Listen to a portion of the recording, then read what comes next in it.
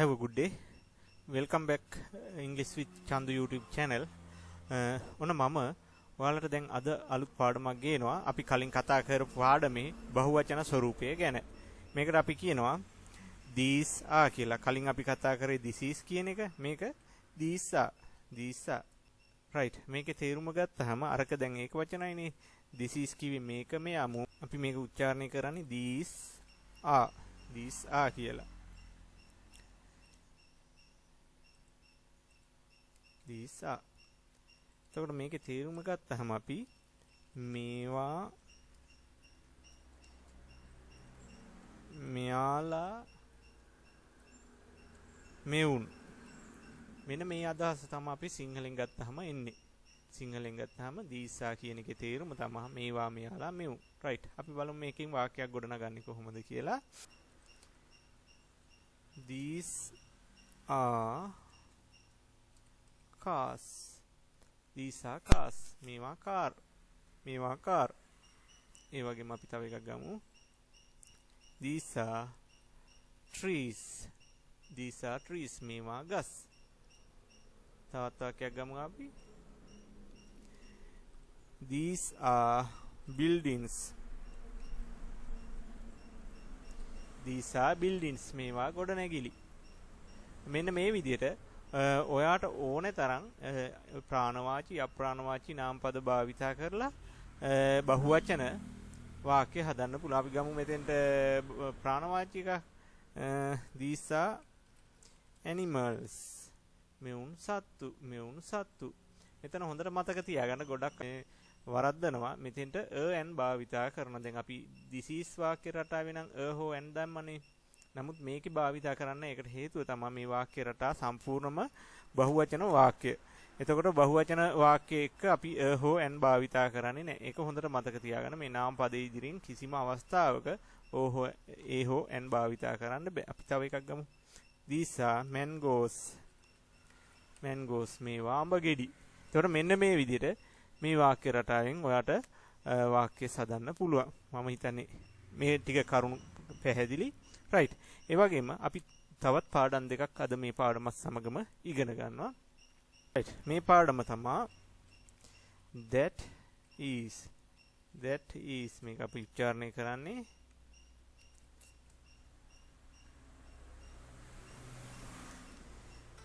that is.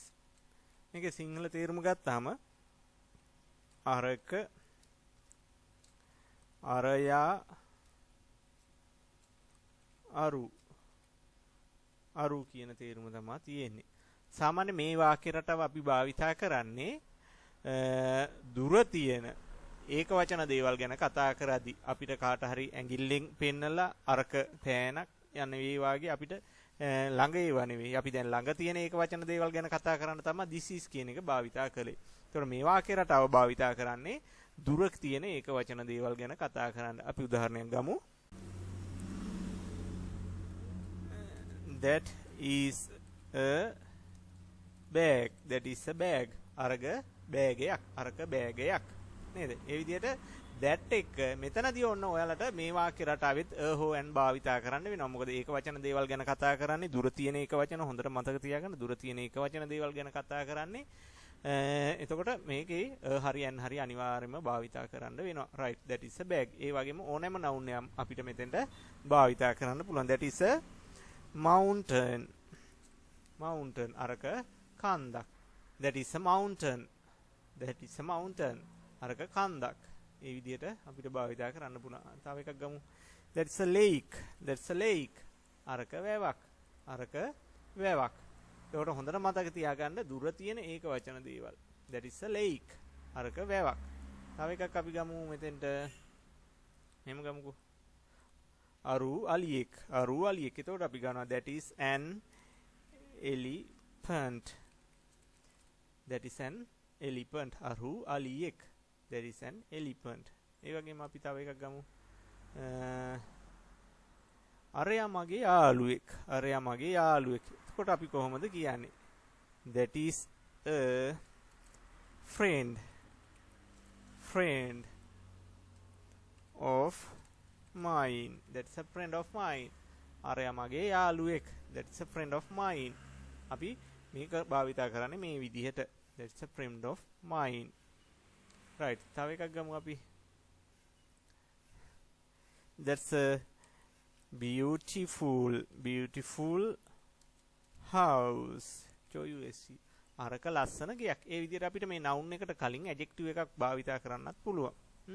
That's a beautiful house. අරක ලස්සන ගයක්. තව එකක් ගමු. That is a tall boy. That's a tall boy. අරයා උස පිරිමි ළමෙක්. අරයා උස පිරිමි ළමෙක්. වගේම අපි ගමු තව එකක්. That's a pretty girl.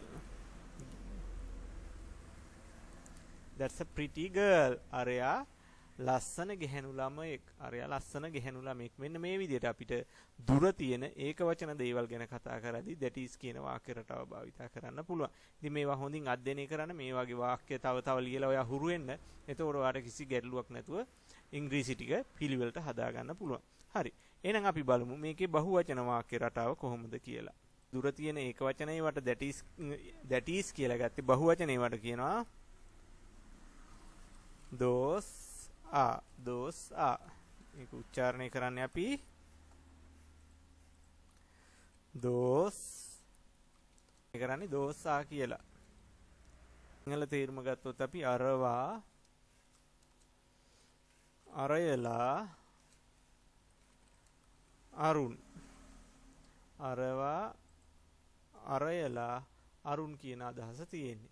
එතකොට මේක මතක තියාගන්න දුර තියෙන බහුවචන දේවල් ගැන අපිට යම් කෙනෙකුට දුර පෙන්නලා කියන්න පුළුවන් දුර තියෙන බහුවචන දේවල් නේ. දැන් අපි කලින් කතා කරේ that is කියන එක දුර තියෙන ඒක වචන දේවල්. මෙතන අපි කතා කරන්නේ දුර තියෙන බහුවචන දේවල්. Those are children. එතකොට මෙතන those are children කියන්නේ අරයලා ළමයි. those are children. හොඳට මතක තියාගන්න මේ children කියන පදෙත් ගොඩක් අය වරද්දා ගන්නවා. මෙතෙන්ට s අකුරක් දානවා. s අකුරක් දාන්න ඕනේ මේක බහුවචන පදය. children කියන්නේ බහුවචන එක. ඒක වචන එක තමයි child කියන එක. එතකොට මෙතෙන්ට බහුවචන කරන්න අය s දාන්න es දාන්න යන්න එපා. those are children. right. අපි තව වාක්‍යයක් ගමුකෝ. those are statues. those are statues. අරවා පිළිම. එතකොට මෙතන හොඳට මතක තියාගන්න අපි අර දීසා එකේ ගත්තා වගේ an භාවිතා කරන්නේ නැහැ. මොකද බහුවචන වාක්‍ය රටාවක් තියෙන්නේ. ඒ නිසා එහෙම අපි හෝ an භාවිතා කරන්නේ නැහැ. right. තව වාක්‍යයක් ගමු. those are vehicles. අරවා වාහන. තව එකක් ගමු අපි. those are cannibals. කියන්නේ ඔයාලා දන්නවා ඇති සමහර විට මිනිමස් කන මිනිස්සුන්ට නේද? දැන් ඔය ගෝත්‍රික මිනිස්සු ඉන්නවනේ දැන් ඇමරිකාවේ වාගේ ගොඩක් ඉන්නවා එහෙම. එතකොට මේ මිනිමස් කන මිනිස්සුන්ට කියනවා cannibals කියලා. එතකොට those are cannibals. Arun minimus කන මිනිස්සු. මේකේ තේරුම අරුන් මිනිමස් කන මිනිස්සු. right. අපි තව වාක්‍යයක් ගමු ඒ වාගේ. those are cruel animals. those are cruel animals. අරුන් නපුරු සත්තු. right. මෙන්න මේ විදිහට ඔයාට ඕනෑම නාම පදයක් භාවිතා කරන්න පුළුවන්. ඒ වගේ මේ නාම පදයට කලින් adjective එකක් භාවිතා කරන්නත් පුළුවන්. දුර තියෙන බහුවචන දේවල් ගැන කතා කරද්දී මෙන්න මේ දෝසා කියන වාක්‍ය රටාව භාවිතා කරනවා. පාඩම් පැහැදිලි ඇති. ඒ වගේම මේ පාඩම වැදගත් කියලා හිතෙනවා නම් තව කෙනෙකුට බලන්න ෂෙයා කරන්න. ඒ වගේම දිගටම අපේ මේ පාඩම් මාලාවත් එක්ක රැඳී සිටින තවමත් අපේ channel එක subscribe කරලා නැත්නම් දැම්ම subscribe කරලා දකුණු පැත්තේ තියෙන bell icon එක click කරලා තියන්න. වීඩියෝ එකක් දාපු සැනින් ඔයාලට notification එක බලා ගන්න පුළුවන්. එහෙනම් තවත් මෙවැනි වීඩියෝ එකකින් හමු වෙමු. එතෙක් සියලු දෙනාට සුබ දවසක්.